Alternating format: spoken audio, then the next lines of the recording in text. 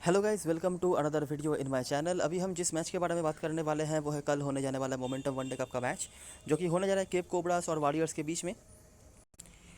तो ग्राउंड या फिर इसके इन चीज़ों के बारे में बात तो नहीं करना है हमें, क्योंकि सब कुछ सेम ही है और लगातार जो मैचेस हम बना रहे हैं वो उसी ग्राउंड पे हो रहे हैं। तो उन चीज़ों के बारे में हम ऑफ कोर्स यहाँ पे बात नहीं करेंगे। पहले मैं दोनों टीमों का क्या हालत है वो बता देता हूँ। दोनों ही टीमें अपने पहले मैच में लायंस के हार के आई है, लेकिन दोनों टीमों के हार में अंतर है ना। कोबरा बिल्कुल आउट क्लास्ड हो चुकी थी, ठीक है। बैटिंग से भी कुछ खास नहीं, बॉलिंग तो ज़्यादा बातें ना ही करें तो बेहतर। तो कुछ भी नहीं हुआ था पिछले सीज़न में, जहाँ पर उन्होंने ख़त्म किया था उसी जगह पे उन्होंने शुरू किया है। और उससे बड़ी बात, उनका टीम जो रहा था पिछले मैच पे वो भी थोड़ा कंफ्यूजिंग था मेरे लिए पर्सनली, क्योंकि मैंने कुछ प्लेयर्स को उम्मीद किया था कि वो खेलेंगे और मैंने वीडियो में बताया हुआ था कि वो फॉर्म पे अच्छे रहे हैं, टच में अच्छे नज़र आए थे या फिर रिकॉर्ड्स अच्छे हैं।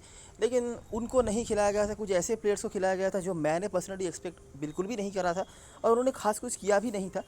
तो देखना पड़ेगा कि कोबरा क्या डेस्परेट मेजर्स लेती है, क्योंकि अगर कल का मैच भी वो हार जाते हैं तो उनके लिए दिक्कतें और भी ज़्यादा बढ़ सकती हैं। वॉरियर्स की बात करें तो कंपैरेटिवली आप कह सकते हैं बेटर तरीके से वो हारे हैं, मतलब इतना भी आउट क्लास नहीं हो गए थे। बॉलिंग तो उनकी बहुत ही अच्छी रही थी और जैसा जैसा हमने कहा था बिल्कुल वैसा वैसा ही हुआ था उस मैच पर। बस एक चीज़ जो इस टूर्नामेंट में ही आपको ध्यान में रखना है कि जितना आप रिस्क लो पाओगे ना, उतना ही आपके लिए रिवार्ड यहाँ पे वेट करता है, ठीक है। क्योंकि चीज़ें लॉजिकली काफ़ी हद तक जाती हैं, अब आपके ऊपर है कि आप कितना रिस्क ले पाओगे। मैंने उस मैच के वीडियो में कहा था कि लायंस की तरफ से आपको मिडिल ऑर्डर और लोअर मिडिल ऑर्डर में ज़्यादा फोकस करना है, और आपने देखा स्कोर्स कहाँ से बने। तो इसके लिए आपको क्या करना था कि मिडिल ऑर्डर से, लोअर मिडिल ऑर्डर से जो बैट्समैन थे उनमें से ही आपको देखना था। नाम मैंने बता दिए थे, उनमें से ही आपको लेना था, बस रिस्क था लेकिन आपको उनमें से ही करना था। मैंने ये भी बताया था कि वॉरियर्स की तरफ से कोई ना कोई स्ट्राइक बॉलर ज़रूर आता है जो बंचेस में विकेट लेके जाता है, वही हुआ।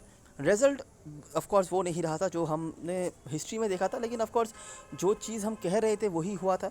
और कुछ इंडिविजुअल परफॉर्मर्स के नाम भी हमने कहे थे, उनमें से भी काफ़ी अच्छे परफॉर्मेंस आए थे। तो सब चीज़ें आपको याद ही होंगी, तो इसीलिए मैं अभी भी कहूँगा कि ये टूर्नामेंट लॉजिकली जाने के लिए बहुत ही अच्छा होता है। बस आपको रिस्क लेना होता है, और आपका रिस्क कितना है उसके ऊपर ही डिपेंड करेगा क्या क्या चीज़ें होंगी और नहीं होंगी।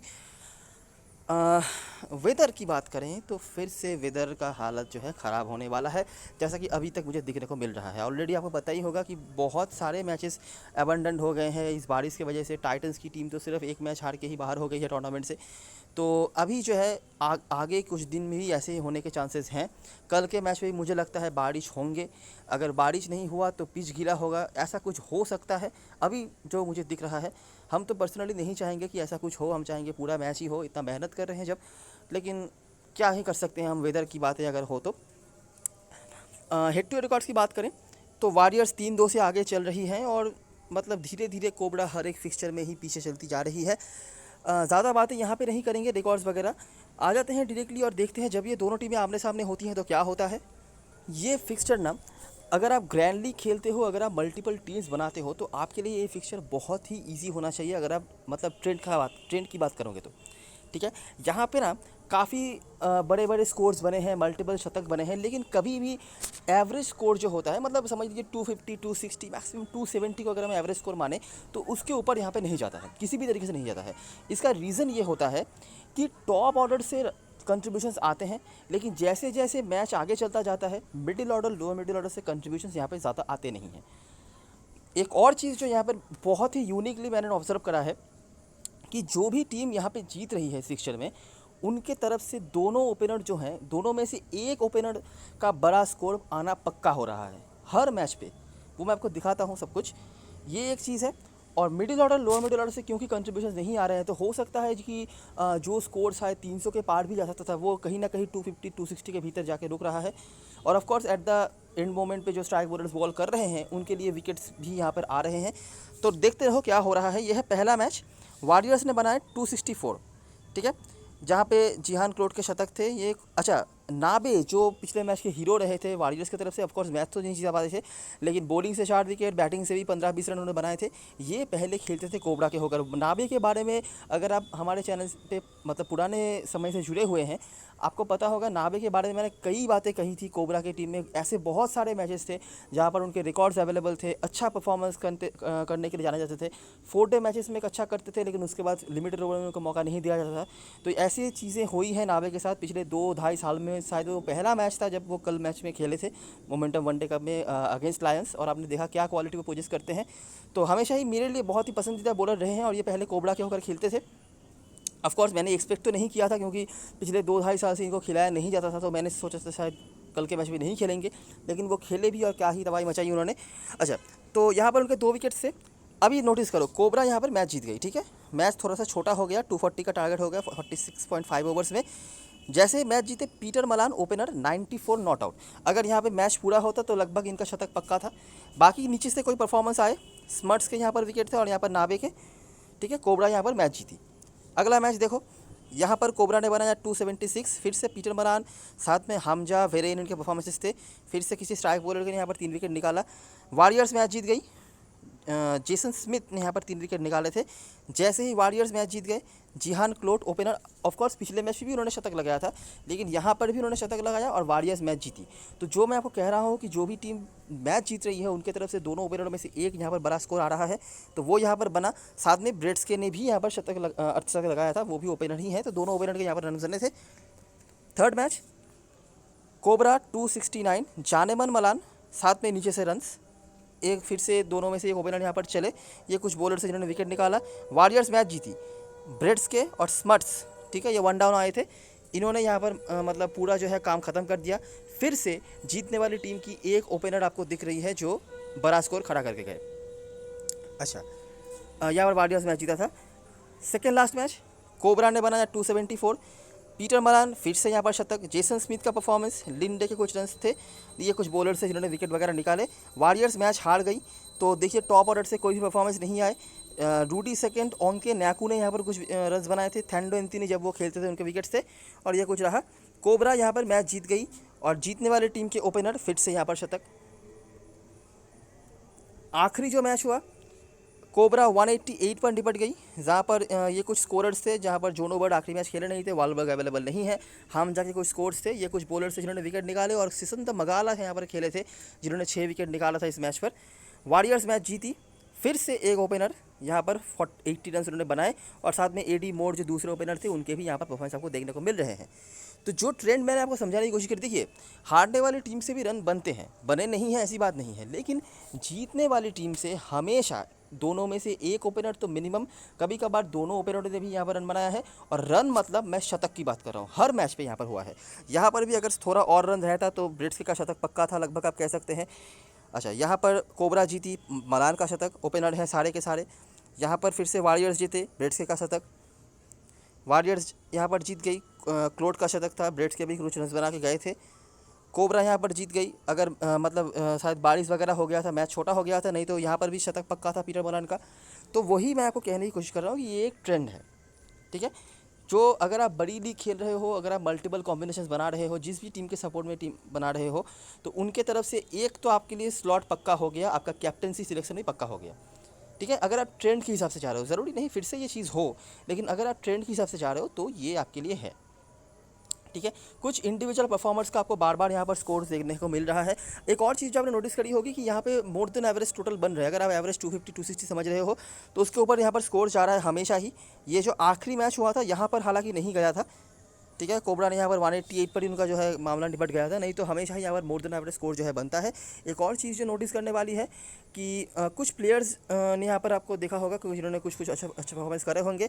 तो अगर मैं समराइज़ करूँ, इंडिविजुअल परफॉर्मेंस की बात करें तो जैसा जैसा मैंने आपको कहा कि टॉप ऑर्डर जो है यहाँ पे बहुत ही अच्छा रोल प्ले करता है। केप कोबरा की तरफ से जानेमन मलान, पीटर मलान दोनों के ही यहाँ पे अच्छे रिकॉर्ड्स हैं। जानेमन मलान ऑफकोर्स थोड़े से हिट और मिस टाइप तो हैं, इसीलिए बहुत ज़्यादा इनके आपको नहीं दिख रहे होंगे, लेकिन पीटर मलान के आपको देख सकते हैं 6 में से 4 बार 50+ स्कोर है और एक शतक भी है, लगभग 60 का औसत। काइल वेरेन का भी ठीक ठाक है, लेकिन ये सारे शायद बीच में नॉट आउट भी रहे हैं। वॉरियर्स की तरफ से अगर आप देखेंगे तो जिहान क्लोट, जॉन स्मर्ट्स, ब्रेड्स के सारे टॉप 3 के बैट्समैन, रूडी सेकंड भी जो नाइट्स के होकर खेलते थे तो भी उनके रिकॉर्ड्स हैं, ये वहाँ पर भी ओपनिंग या 1 डाउन पे ही आते थे। तो वॉरियर्स की तरफ से आप नोटिस कर सकते हैं, एवरेज आप नोटिस करिए, जिहान क्लोट 70, स्मर्ट्स 110, ब्रेड्स के 72, 71। तो किस लेवल का यहाँ पे बैटिंग चला है टॉप ऑर्डर से, लेकिन उसके बाद से कोई नहीं है। सिर्फ एक यहाँ पे मिडिल ऑर्डर का बैट्समैन है जो है काइल वेरेन, बाकी दोनों टीमों की तरफ से मिडिल ऑर्डर से तो कोई नहीं है।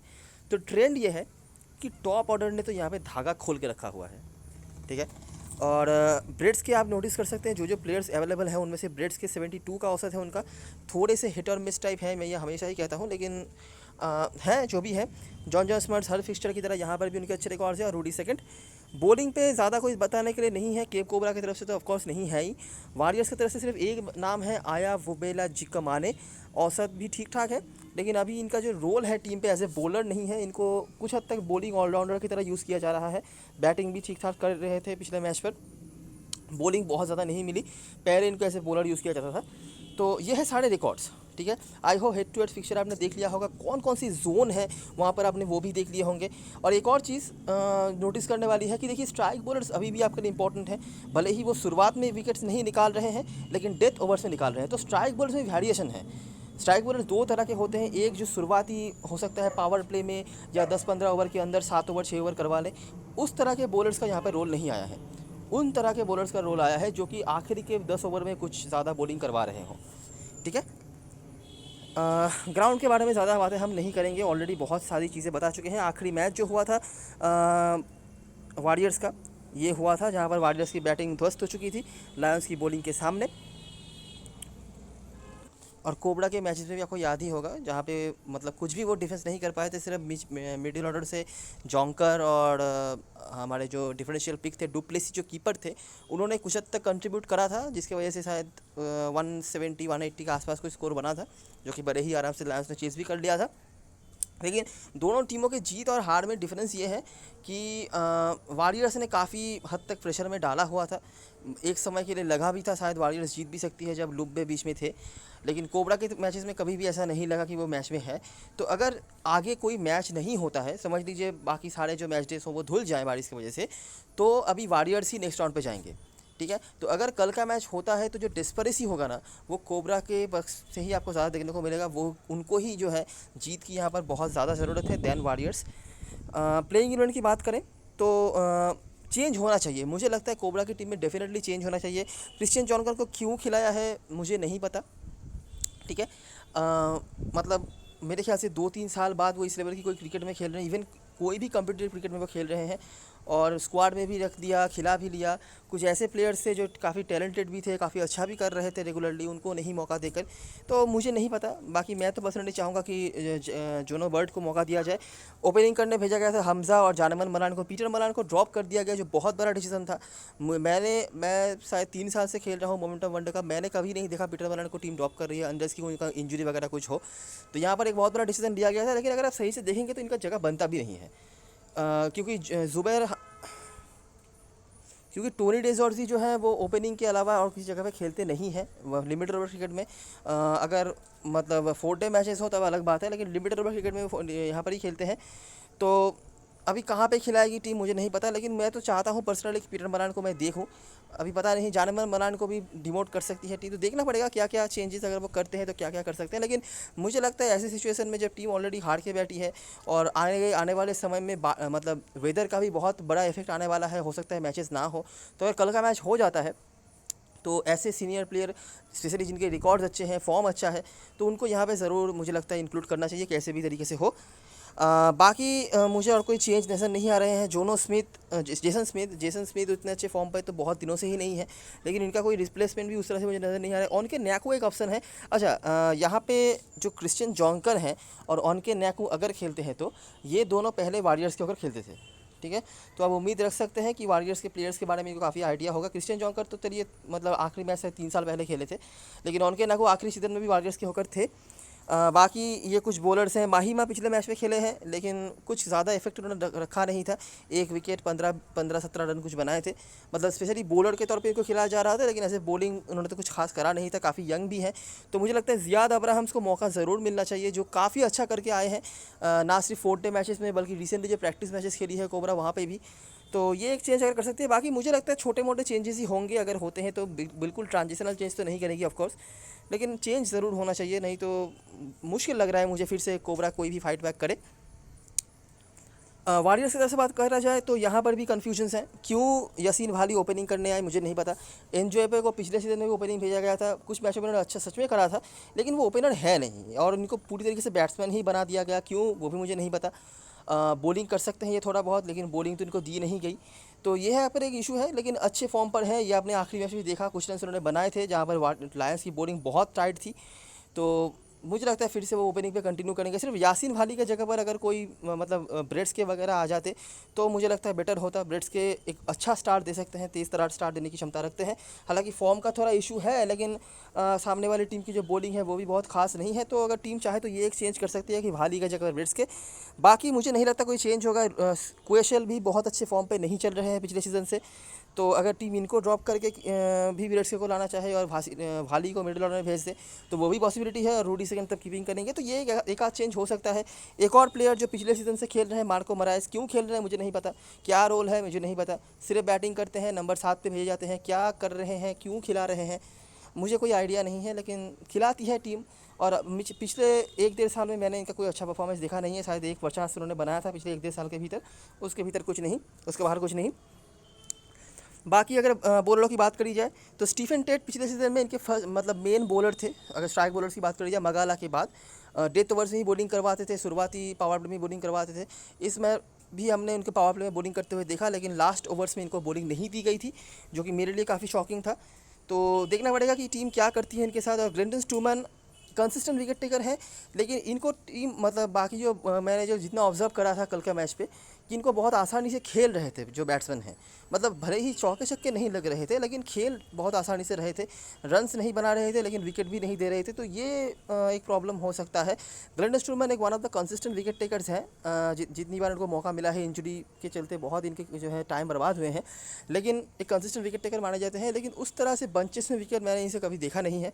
और जैसे मैंने आपको पहले ही बताया कि ये फिक्सचर ऐसा फिक्सचर है जहाँ पर जो बॉलर्स शुरुआती पावर प्ले में ही अपने स्पेल ख़त्म करवा दे या फिर 6-7 ओवर वहाँ पर निकाल दे, वैसे बॉलरों से जो बॉलर्स आपको 40-50 ओवर्स के बीच में बॉलिंग करवा के देखेंगे तो उनका रोल ज़्यादा होगा। तो उस हिसाब से मुझे लगता है कि इस बार भी आपको क्लिंटन स्टूरमन के ऊपर नाबे को ही देखना पड़ेगा। बाकी जिकोमाने के रिकॉर्ड यहाँ पर अच्छे हैं, लेकिन उनका रोल थोड़ा बदल चुका है, तो इसीलिए हो सकता है इनकी प्रायोरिटी थोड़ी कम हो जाए। बेंच पर बासिरुद्दीन वाल्टर्स हैं, जिनके बारे में मैं पिछले वीडियो बता चुका हूँ। अगर खेलते हैं तो इम्पॉर्टेंट हो सकते हैं। तो समराइजेशन पे यही है कि ये फिक्सचर में बहुत रन्स नहीं बने हैं, डिस्पाइट यहाँ पर हमने मल्टीपल शतक बनते हुए देखे हैं, और टॉप ऑर्डर से हमेशा कंसिस्टेंटली यहाँ पर परफॉर्मेंस आए हैं, लेकिन फिर भी 260-270 के ऊपर यहाँ पर स्कोर बनता नहीं है। और टॉप ऑर्डर दोनों ही टीमों की तरफ से यहाँ पर एक्शन पे आए हैं, और हिट टू हिट रिकॉर्ड्स में भी हमने वही चीज़ देखा हुआ है। कैप्टन वाइस कैप्टन चॉइस की बात करें, कोबरा के होकर जानेमन मलान और जुबैर हमजा ही सेवेस्ट पिक में होंगे, क्योंकि और कोई परफॉर्मर आ ही नहीं रहा है, मतलब आया नहीं है पिछले मैच पर। अभी डुप्लेसी को और क्रिश्चियन जॉन्कर ने 30-35 रन बनाए हैं, तो उसकी वजह से कोई कैप्टन तो बनाएगा नहीं, ये जाहिर सी बात है। टीम में हो सकता है कोई रख भी ले। और उसके बाद रिस्की में टोनी डेजॉर्जी और पीटर मलान अगर खेलते हैं तो। रिस्की में जो डुप्लेसी का नाम है, ये अभी भी आपको कंसिस्टेंस कुछ पॉइंट दे सकते हैं कैप्टन वाइस कैप्टन, भले ही आप नहीं बनाओ। एम की जीमा पिछले मैच में रन आउट हो गए थे, बॉलिंग से एक विकेट निकाला था, तो अभी भी मेरे लिए तो बहुत इंपॉर्टेंट पिक है। और जैसे देखिए ट्रेंड के हिसाब से तो टॉप ऑर्डर से रन आए हैं, लेकिन टॉप ऑर्डर में अगर नहीं कुछ चला तो एम की जीमा का रोल फिर से आ सकता है। अच्छे फॉर्म पर हैं, बॉलिंग भी कुछ हद तक करवा रहे हैं, और ज़ियाद अब्राहम्स अगर खेलते हैं तो वारियर्स की तरफ से स्मट्स और रूडी सेकंड सेफेस्ट पिक में होंगे। उसके बाद नाबे टीम में सभी रखेंगे, इसमें कोई दौरा ही नहीं है, लेकिन कैप्टन वाइस कैप्टन शायद ही कोई बनाए। और विलम लुब्बे रिस्क लेना है तो एनजॉय पे अकॉर्डिंग टू ट्रेंड इनका नंबर आना चाहिए। फॉर्म इनका अच्छा है, आखिरी मैच में भी अच्छा खेले हैं, और सामने वाली टीम की बॉलिंग जो है अप टू द मार्क नहीं है, तो क्या पता एनजॉय पे के बल्ले से कुछ बड़ा इनिंग्स आप कल के मैच में ही देख लें, अगर होता है तो पहली बात तो, और अगर ब्रेड्स के खेलते हैं तो ये रही सारी चीज़ें और सारी एनालिसिस। अभी एक बार देख लेते हैं ड्रीम 11 की टीम। तो मेरा बेसिक टीम जो है वो कुछ इस तरह का है, जहाँ पर आपको दिख रहा होगा कि मैंने टॉप ऑर्डर यहाँ पर भर भर कर रखे हैं। तो मेरे लिए दोनों openers one down Zubair Hamza भी आ गए हैं, लेकिन उसके बाद मैंने यहाँ पर डायरेक्टली एम की जीमा को ही रखा है। अगर आप चाहो यहाँ पर कीपर डुप्लेसी को भी ले सकते हो, वो भी सही ऑप्शन है, लेकिन एम की जीमा बॉलिंग करवा देंगे थोड़ी बहुत, तो इसीलिए मैंने रखा है। उनका फॉर्म भी बेटर है, डुप्लेसी का भी ठीक है, लेकिन अगर समझ लीजिए डुप्लेसी बैटिंग से फेल हो जाते हैं तो उनके लिए सेकंड ऑप्शन पॉइंट स्कोर करना होता है, कैचिंग वगैरह का। लेकिन एम की जीमा बॉलिंग करवा देंगे, और रिसेंटली अच्छे फॉर्म पर ये आए हैं, जो मतलब इस फॉर्मेट क्रिकेट में डुप्लेसी इस फॉर्मेट क्रिकेट में अभी तक खेले नहीं हैं, तो इसीलिए मेरे लिए पहले एम की जीमा, उसके बाद अगर डुप्लेसी लेना हो तो लूँगा मैं। बाकी अगर आप देखेंगे एन्जॉय पे को मैंने रखा है, अभी हो सकता है कम लोग इनको ले, लेकिन मेरे लिए फिर से इंपॉर्टेंट प्लेयर है इन फॉर्म हैं, ट्रेंड भी इनके सपोर्ट में है, और क्या पता यही दिन हो जाए जहाँ पे उनकी बड़ा इनिंग्स आपको देखने को मिल जाए। जॉन स्मिथ ने वाली को नहीं रखा है क्योंकि मुझे नहीं लगता ओपनिंग पे ये बहुत ज़्यादा मतलब कंफर्टेबल हो पाएंगे स्मॉल लीग में, और इसीलिए स्मॉल लीग में मैंने मिस कर दिया है। अगर ब्रेड्स के खेलते हैं तो आप डेफिनेटली ब्रेड्स के को रख लेना। हिट और मिस है मुझे पता है, लेकिन जो रिकॉर्ड्स हैं और जो ऐसी बॉलिंग है सामने वाली टीम की, तो उनका नंबर जो है डेफिनेटली आना चाहिए। तो आप तब यहाँ पे विलियम लुब्बे के जगह पर भी ब्रेड्स के को ले सकते हो। ठीक है, बॉलिंग में मैंने टेट और नाबे इन दोनों को रखा है। टेट शुरुआती ओवर्स में भी बॉलिंग करवाएंगे, पिछले सीजन के स्टैंड आउट परफॉर्मर रहे थे, और नाबे तो वैसे भी आपकी टीम में होंगे। ग्लिंटन स्टोरमा को मैंने नहीं रखा है, रीजन मैंने बता दिया। और जॉन स्मिथ। कैप्टन भास्कर ने चॉइस की बात करें, जितना बड़ा रिस्क उतना बड़ा रिवॉर्ड, फिर से मैं कहूँगा। तो टॉप ऑर्डर से अगर आपको देखना है तो यहाँ पर ब्रेड्स के अगर खेलते हैं तो, और एनजॉय पे बहुत बड़े रिस्क हो सकते हैं। टीम में शायद सभी रखे, कैप्टन भास्कर दूर दूर तक कोई नहीं सोचेगा शायद, तो ये ऑप्शन आपके लिए है। और यहाँ से जानेमन मलान और टोनी डेजॉर्सी, अभी भी इनका एक बड़ा इनिंग्स आना बाकी है, और इस फॉर्मेट क्रिकेट में एक बड़े क्रिकेटर माने जाते हैं ये। और जॉन स्मिथ अगर आपको सेफ जाना है तो थोड़ा अलग हट के रहना है, और अगर ट्रेंड के बाहर देखना है तो जो प्लेयर्स आपके लिए इंपॉर्टेंट हो सकते हैं वहाँ पर रूडी सेकंड, जुबैर हमजा फॉर्म पे नहीं है लेकिन बड़े प्लेयर ये भी हैं, तो इनको आप ट्राई कर सकते हैं। स्मॉल लीग में मैं सजेस्ट नहीं करूँगा जुबैर हमजा का, ये फॉर्म पे नहीं रहे, पिछले मैच में भी खास कुछ नहीं कर पाए थे। तो अगर आप रूडी सेकंड के साथ जाना चाहते हो स्पेशली पहली बैटिंग पे, तो आप कर सकते हो। बॉलरों में से अब टेट और नाबे तो आपको पता ही होगा, नाबे अपने पुराने टीम के अगेंस्ट में खेलने वाले हैं। और अगर अब्राहम्स खेलते हैं तो अब्राहम्स, नहीं तो मुझे कोबरा की तरफ से कोई बॉलर दिख नहीं रहे हैं। ठीक है, तो ये रही सारी चीज़ें और सारी एनालिसिस। अगर आपको अच्छा लगा हो तो लाइक ज़रूर करना, सब्सक्राइब करना चैनल को, और टेलीग्राम चैनल पे ज़रूर ज्वाइन हो जाना, क्योंकि लास्ट में उन पर सारी अपडेट्स वगैरह वहीं पे आती हैं। तब तक के लिए best of luck for this match and goodbye for now.